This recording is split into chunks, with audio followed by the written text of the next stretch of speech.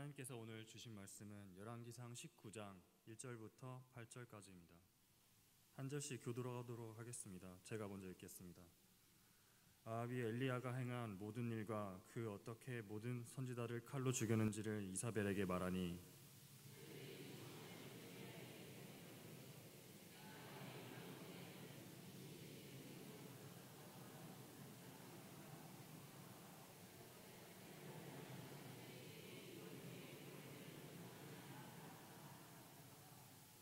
그가 이 형편을 보고 일어나 자기의 생명을 위해 도망하여 유다에게 속한 브엘세바에 이르러 자기의 사원을 그곳에 머물게 하고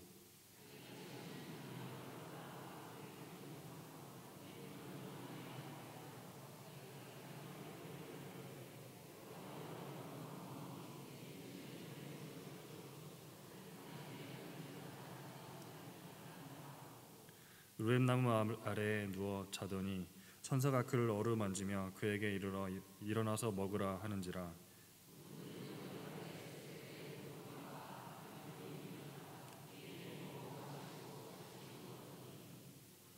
여호와의 천사가 또 다시 와서 어루만지며 이르되 일어나 먹으라. 내가 갈 길을 다 가지 못할까 하노라 하는지라.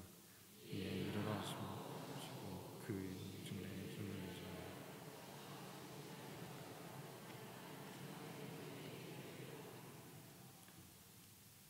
신영은 목사님께서 호렙산의 엘리야라는 주제를 가지고 말씀 선포하시겠습니다. 할렐루야. 옆에 분하고 인사하도록 하겠습니다. 생일을 축하합니다. 네, 생일을 축하합니다. 뒷분들하고도 한번 하시죠. 생일을 축하합니다. 네, 우리끼리 자축하는 겁니다. 126째 맞는 생일, 참 대단하다고 생각합니다. 제가 지난번에 한번 생각을 해봤는데요. 과연 우리 서문교회에서 가장 우리 서문교회를 오래 다니신 분은 누구실까? 한번 궁금했어요. 한번 제가 찾아보도록 하겠습니다. 어느 분이 가장 오래 다니셨을까 하는 생각을 해봤습니다. 아시면 좀 저한테 나중에 가르쳐 주세요. 1997년에 우리나라는 아주 큰 경제적인 위기를 맞이하게 됩니다. 일명 IMF 사태라고 하는 건데요. 그때 정말 많은 사람들이 힘들어 했습니다.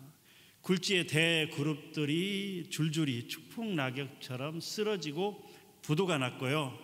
그래서 직장을 잃은 아버지들이 굉장히 많이 나왔습니다. 집에는 말할 수 없어서 출근한다고 아침에 출근했지만 직장은 없고 갈 데가 없어서 공원을 방황하고 낚시터와 이러저러한 곳들을 방황하다가 퇴근할 때가 되면 집으로 돌아가는 그런 아버지들이 굉장히 많이 있었습니다. 심지어는 그 고통을 감내할 수 없었던 아버지들은 어떤 선택의 기로가 없었기 때문에 자살을 선택하는 경우들이 많았습니다. 그래서 96년까지 우리나라의 1년의 자살자의 숫자가 약 4천여 명이었는데 97년에 들어서부터 그 숫자가 8,000명이 넘는 그런 숫자들로 늘어났습니다. 2016년 통계를 보면 우리나라의 한 해 자살자의 인구가 24,427명이라고 나와 있습니다. 물론 전 세계 자살률 1위입니다. 아니, 리투아니아라는 나라가 10만 명당 그 자살률을 비교했을 때 26.7명, 우리나라는 25.8명이어서 1위가 아닌 2위로 내려앉았다고는 합니다만은 지금도 계속해서 수많은 사람들이 스스로 목숨을 끊고 있습니다. 더욱이 안타까운 사실은 10대, 20대, 30대의 사망의 원인 1위가 병도 아니고 교통사고도 아니고 바로 자살이라고 하는 것입니다. 더더욱이 안타까운 사실은 65세 이상의 그 일명 노인이라고 하는 노인의 자살률이 급격하게 증가를 해서 지금 우리나라 평균은 120명을 헤아리고 있습니다. 10만 명당 120명. 그러니까 우리나라의 평균 자살률보다도 5배가 넘는 그 경우가 65세 이상의 노인들, 어르신들의 자살률 이라고 하는 것입니다. 왜 그러면 어르신들이 자살을 할까 연구를 했는데 가장 큰 원인은 경제적인 이유라고 합니다. 지금 현재 65세 이상의 어른들이라고 하면 새마을 운동을 경험한 세대입니다. 경제 발전을 경험한 세대입니다. 쉽게 말하자면 죽도록 일만 한 세대입니다. 가족들을 위해서, 가족들과 아내와 자녀들을 먹여 살리기 위해서 죽도록 일을 하고 정신없이 달려왔는데 어느덧 보니까 나이가 차고 이제 은퇴할 나이가 돼서 은퇴를 했는데 그때부터 경제적인 어려움에 빠졌다라고 하는 것이죠. 그것은 비단 그때만 일이 아니라 지금도 계속 이어지고 있다라고 하는 것이죠. 그 가운데 기독교인의 비율이 상당수 있다라고 하는 것은 참 안타까운 일이라 할 수가 있습니다. 저는 없기를 바라지만 혹시 이 중에 앉아 계신 분 중에서도 여러 가지 원인 때문에 차라리 죽는 게 낫다라고 그렇게 생각하는 분들이 혹시 있을 수도 있다라고 하는 것입니다.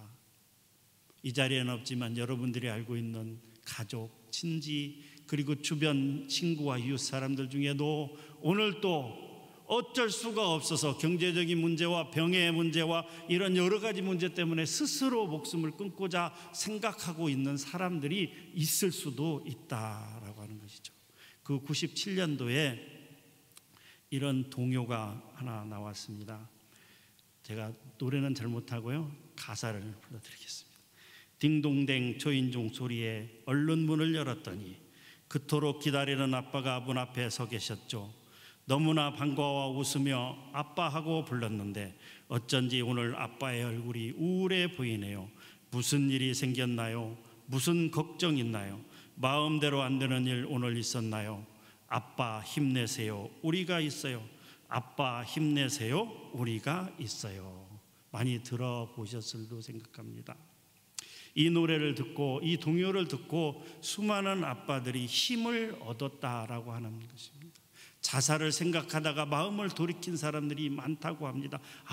내가 혼자가 아니구나. 나에겐 사랑하는 가족들이 있구나. 내가 지금 비록 직장에서 쫓겨나고 할 일이 없고 정말 삶에 의욕이 없을지라도 내가 사랑하는 가족들을 위해서 다시 한번 힘내서 열심히 살아야 되겠구나 라고 마음을 고쳐먹은 사람들이 많이 있다라고 하는 것입니다. 옆에 분과 다시 한번 인사하도록 하겠습니다. 옆에 분, 장로님, 권사님, 집사님 힘내세요. 하나님이 있잖아요. 이렇게 인사하겠습니다. 뒷분하고도 한번 하겠습니다. 장로님, 권사님, 집사님, 성도님 힘내세요. 우리가 있잖아요. 우리가 있다는 얘기는 뭐예요? 당신을 위해서 내가 기도하겠다라는 약속의 의미예요. 신목사가 하라고 하니까 그냥 시키고 끝나는 것이 아니라 지금 방금 인사한 분들하고는 어떻게 해요? 계속해서 기도를 해줘야 돼요. 그분이 언제 문제점이 뭔가, 그분의 어려운 점은 뭐가 있는가, 그분이 지금 무슨 현황인가 상황인가를 생각하면서 기도하겠다라고 하는 것입니다. 그렇습니다. 우리가 서로를 위해서 기도해야 됩니다. 물론 이 자리에 참석한 분만 아니라 우리 모든 사람들을 위해서, 우리가 알고 있는 모든 사람들을 위해서 기도해야 하는 것입니다. 오늘 본문 말씀에 보면 이러한 어려운 지경에 빠진 한 사람이 있습니다. 바로 엘리야 선지자입니다. 엘리야 선지자. 사건의 발단은 19장 1절에 보면 이렇게 기록이 되어 있습니다. 1절과 2절 말씀인데요, 제가 원고를 이건 안 드렸기 때문에 제가 읽겠습니다. 아합이 엘리야가 행한 모든 일과 그가 어떻게 모든 선지자를 칼로 죽였는지를 이세벨에게 말하니 이세벨이 사신을 엘리야에게 보내 이르되 내가 내일 이맘때에는 반드시 내 생명을 저 사람 중 한 사람의 생명과 같게 하리라. 그렇지 아니하면 신들이 내게 벌 위에 벌을 내림이 마땅하니라 한지라. 열왕기상 18장에 보면 대단한 기적이 기록이 되어 있습니다. 일명 갈멜산의 기적이라고 합니다. 아합 왕이 왕비를 맞아들였는데 이세벨이라고 하는 왕비입니다. 이세벨은 누구냐? 이세벨은 원래 두루와 페니키아 아소다롯 제사장 겸 왕인 옛 바알의 딸로서 아합 왕과 결혼해 북이스라엘의 왕비가 된 사람입니다. 그런데 그 이세벨이 결혼을 하며 오면서 그가 섬기는 바알과 아세라와 모든 온갖 우상들을 가지고 왔다라고 하는 것입니다. 그러면서 그 우상들을 천지에 세우고 또 하나님의 성전을 폐쇄하고 더더군다나 여호와 하나님의 선지자들을 잡아 죽이기 시작했습니다. 그래서 엘리야 선지자가 보기에 자기 외에는 아무도 여호와의 선지자가 남아있지 않다라고 생각할 만큼 그렇게 우상이 만연한 그런 북이스라엘로 만들어 버렸습니다. 당연히 하나님을 떠났죠. 당연히 하나님을 떠났습니다. 진노한 하나님께서 그 북이스라엘 땅에 사마리아 땅에 비를 내리지 않았습니다. 3년이 넘는 시간 동안 비를 내리지 않았습니다. 그때 엘리야 선지자는 하나님의 인도하심을 따라서 그릿 시냇가에 숨어서 까마귀가 날아주는 음식을 먹고 버텼습니다. 그리고 사르밧 과부의 그런 사건 등을 통해서 병에 기름이 떨어지지 않는 기절을, 그리고 죽은 과부의 아들을 살리는 기적을 베풀어 주셨습니다. 그리고 그 유명한 갈멜산 전투가 나옵니다. 엘리야 선지자 1명, 하나님을 섬기는 하나님의 선지자 엘리야 1명, 그리고 바알과 아세라의 선지자 850명, 1대 850의 대결. 결과는 어떻습니까? 참신이신 살아계신 하나님의 능력으로, 하나님의 은혜로 엘리야 선지자가 승리하게 됩니다. 그리고 엘리야 선지자가 명령을 해서 그 850명의 가짜 선지자들을 다 끌고 내려가서 죽이게 됩니다. 그리고 엘리야 선지자가 3년이 넘는 시간 동안 비가 오지 않은 그 땅에 엘리야 선지자가 하나님 앞에 기도합니다. 머리를 무릎에 박고 하나님 앞에 간절히 기도합니다. 그러면서 사환에게 산꼭대기에 올라가서 무슨 변화가 있는지 보라. 올라갔다 내려갔다 올라갔다 내려갔다 7번인가. 작은 손바닥만한 구름이 보입니다. 됐다. 그리고 나서 아합 왕에게 가서 큰 비가 내리니 빨리 내려가십시오. 과연 엘리야 선지자의 말대로 비가 내렸습니다. 와, 이 정도 되면 저 같으면 진짜 하나님 살아계시구나. 하나님이 살아계시는 것이 나뿐만 아니라 모든 사람들에게, 그 북이스라엘의 모든 사람들에게 보였구나. 이세벨 왕비가 자기가 친히 온 것도 아니고 사신을 하나 보내서 내가 너를 죽이지 않으면, 자기들 신들이 벌을 내리면 내가 너를 반드시 죽이겠다 사신을 하나 보냈으면 이세벨 왕비 오라고 그래. 아니면 궁으로 찾아가서 당신 갈멜산에 저 살아계신 하나님의 경험을 보고도 그런 소리를 할 수가 있어? 이렇게 따졌을 텐데 어쩐 일인지 엘리야 선지자는 그 말을 듣고 어떻게 해요? 3절에 그가 이 형편을 보고 일어나 자기의 생명을 위해 도망하여 유다에 속한 브엘세바에 이르러 자기의 사환을 그곳에 머물게 하고 자기 자신은 광야로 들어가 하룻길쯤 가서 한 로뎀 나무 아래에 앉아서 자기가 죽기를 원하여 이르되 여호와의 능력하오니 지금 내 생명을 거두시옵소서. 나는 내 조상들보다 낫지 못하나이다. 갈멜산이 있는 북쪽에서 브엘세바까지는 거리가 약 180km 정도 된다고 합니다. 걸어서 급격하게 그 한마디를 듣고, 이세벨이 그 사신을 통해서 전해준 그 한마디를 듣고 어떻게 해요? 그 갈멜산에 엘리야 선지자가 겁을 먹고 두려움에 빠져 자기가 죽을까 생명이 위협할, 그래서 브엘세바까지 급격하게 도망갑니다. 그리고 사환을 거기다 두고 자기는 더 어떻게 해요? 하룻길을 더 밑으로 내려갔다라고 기록되어 있습니다. 북이스라엘에서 일어난 일인데 이 브엘세바는 남유다에 있는 다른 나라에 있는 곳이에요. 거기까지 도망갔어도 모자라서 사환을 남겨두고 어떻게 해요? 하룻길쯤 더 광야 쪽으로 도망을 갔다라고 하는 것입니다. 이 말씀을 보면서 우리가 생각할 수 있는 사실은 사람은 정말 연약하구나. 사람은 너무나 연약하구나. 특별히 우리 믿는 사람들에게 있어서 우리는 정말 하나님 앞에 연약한 사람이다라고 하는 것이죠. 어느 집사님이 새벽 기도에 나왔습니다. 정말 간절하게 기도했습니다. 하나님께서 은혜를 엄청나게 주셨어요. 은혜가 충만합니다. 내가 나가서 이제 오늘부터 전도하리라. 만나는 사람마다 다 복음을 전하리라. 막 은혜 충만, 성령 충만해서 짠짠짠짠 하면서 집에 갔습니다. 초인종을 안 열어주죠. 죄송합니다. 자기 집 문을 열고 딱 들어갔는데 남편이 밖에 서서 왜 이렇게 늦게 와? 출근한 사람 밥 안 줄 거야? 그러면서 한마디 하면 어떻게 해요? 그 기도 시간에 받았던 그 은혜가 어디 간지 모르게 다 사라지고 훅 빠져서 당신이 좀 챙겨 먹고 가면 안 돼? 요새 밥 차려달라고 하는 남편이 어딨어? 당신이 무슨 사오장이야? 삼식이야? 뭐 이래가지고 그래가지고 아무것도 아닌 일에 남편도 그냥 자기가 챙겨 먹고 가면 되잖아요. 그렇잖아요. 아내도 어떻게 해요? 은혜가 받았으면 그래 여보 미안해, 내가 좀 기도하다 보니 늦었는데 내가 얼른 차려줄게 이러면 되잖아요. 그런데 그 작은 것에 그냥 치약 사건 아시죠? 남편은 치약을 짤 때 어떻게 해요? 중간에서부터 짜고 아내는 뒤에서부터 말아서 짜고 아내가 양치하러 들어가면 어떻게 해요? 중간이 푹 눌려져 있어요. 왜 당신은 끝에서 못 아내가 양치에 들어가고 나면 남편이 들어가면 어떻게 해요? 뒤에서부터 말아야 돼요. 또 중간에 치약을 중간에서 짜면 어떻고 끝에서부터 짜면 어떻습니까? 그잖아요. 그런 작은 것 때문에 또 토닥토닥해서 또 싸우고 교회 가서 진짜 은혜를 받고 왔다가도 집에 가고 작은 것 때문에 어떤 사람은 집에 가기도 전에 은혜 교회에서 목사님 말씀 듣고 은혜 받았는데 교회 주차장 나가니까 자기 차를 누가 막았어. 어떤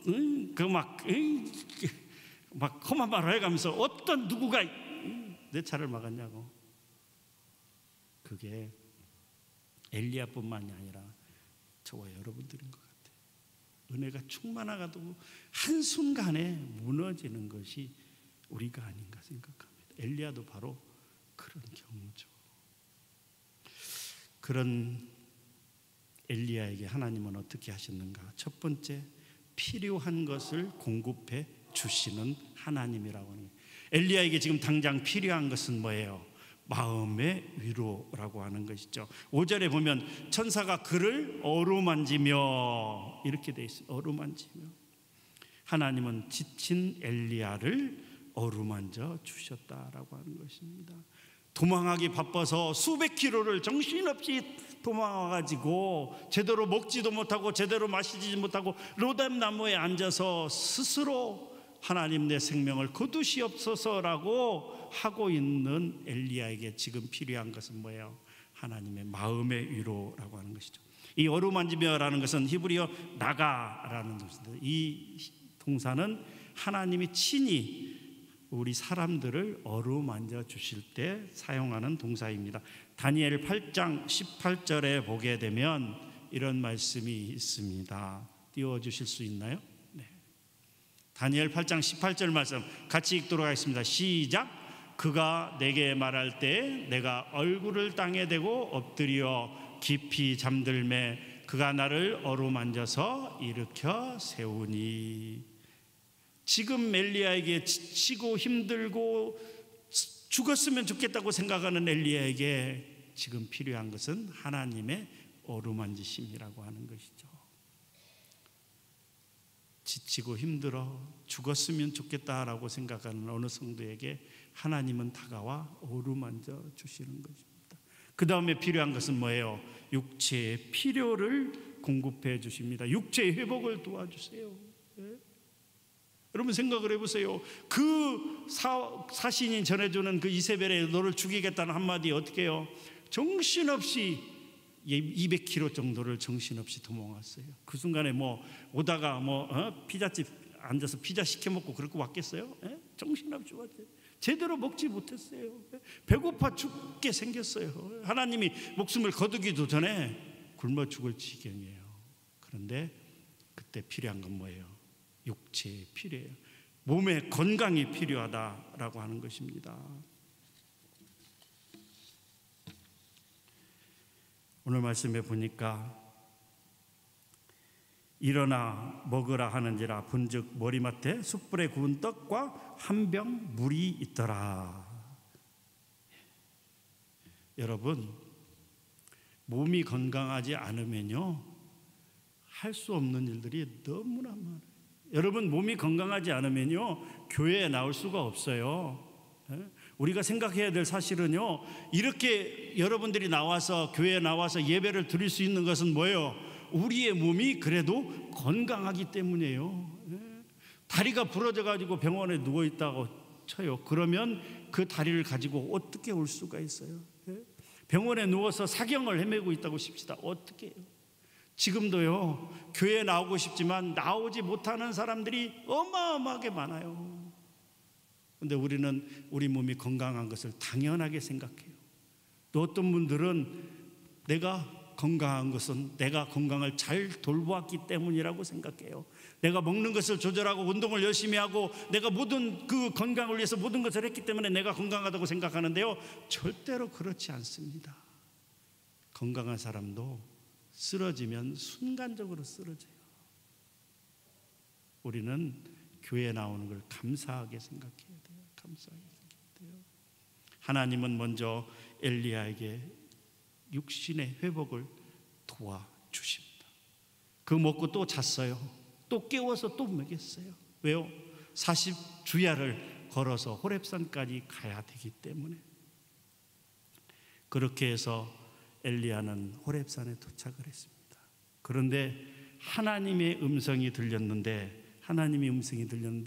하나님이 우레와 같이 막 울리는 음성으로 들린 게 아니에요. 엘리야야 이렇게 한 것이 아니고 세미한 음성 가운데 하나님이 나타나셨다라고 하는 것입니다. 그러면서 하나님이 이렇게 물어봅니다. 엘리야야, 내가 어찌하여 여기 있느냐? 공동 번역은요, 내가 여기에서 무엇을 하고 있느냐? 네가 지금 북이스라엘의 선지자로서 이제 아합과 이세벨의 그런 우상 숭배에 대해서 지적하고 그리고 말씀을 세워 나가야 되는데, 지도자로서 하나님의 뜻대로 살아가야 되는데 네가 지금 어찌하여 여기 있느냐라고 이야기합니다. 그때 엘리야가 뭐라고 해요? 하나님 아시잖아요. 지금 이 북이스라엘에 하나님을 섬기는 여호와의 선지자가 한 명도 안 남고 나 혼자 남았는데 나마저도 저들이 내 생명을 빼앗기 위해서 쫓아오고 있어서 도망올 수밖에 없었습니다. 이 말은 무슨 말이냐 하면, 우리 한 사람 한 사람에게 비교해 보면 하나님 어떻게 그렇게 할 수가 있어요? 내가 주를 위해서 얼마나 열심히 했는데, 내가 말씀대로 살기 위해서 얼마나 열심히 했는데, 하나님 어찌 우리 회사가 부도가 나게 할 수 있어요? 어찌 내 몸에 병들게 할 수 있어요? 그래서 가족도 친지도 친구도 다 떠나고 나 혼자밖에 안 남았잖아요. 자살하는 사람들의 공통점이 뭐냐면 자기밖에 안 남았다라고 생각을 하는 거예요. 두 번이나 얘기하는 거예요. 하나님 나밖에 안 남았어요. 하나님 나밖에 안. 10절에서도 14절에서도 그렇게 얘기해요. 근데 하나님께서 뭐라고 말씀하세요? 아니다.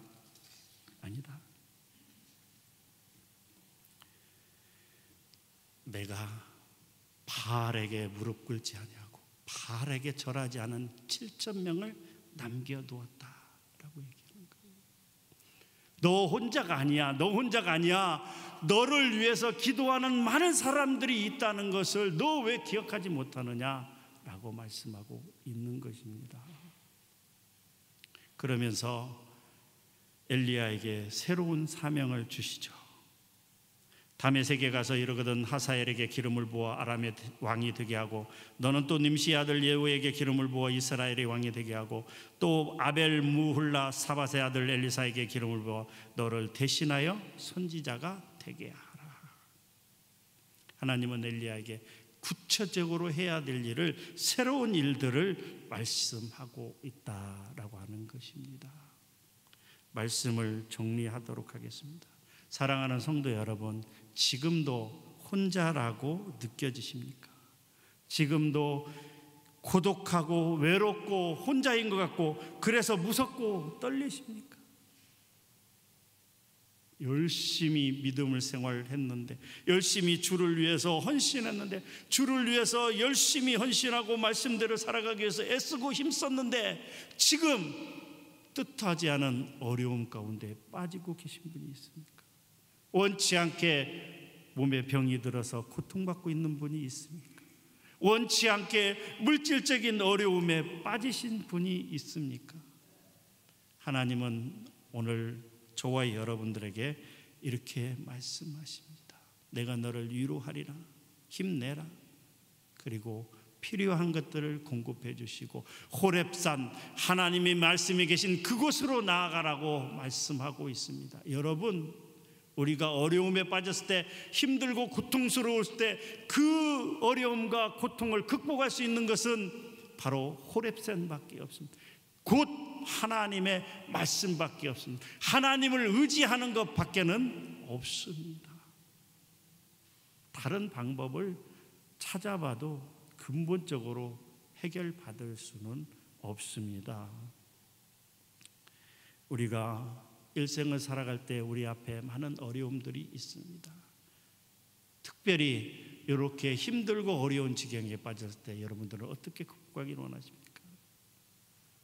우리를 위로하시고 우리의 필요한 부분을 채우시며 우리를 하나님의 성전으로, 호렙산으로 인도하시는, 말씀으로 인도하시는 그 하나님을 쫓아가 우리를 채우신 후에, 우리의 필요한 것들을 채우신 후에 새로운 사명과 새로운 일을 주시는 그 하나님을 믿고 말씀대로 살아가는 저와 여러분들이 되기를 주님의 이름으로 간절히 부탁합니다.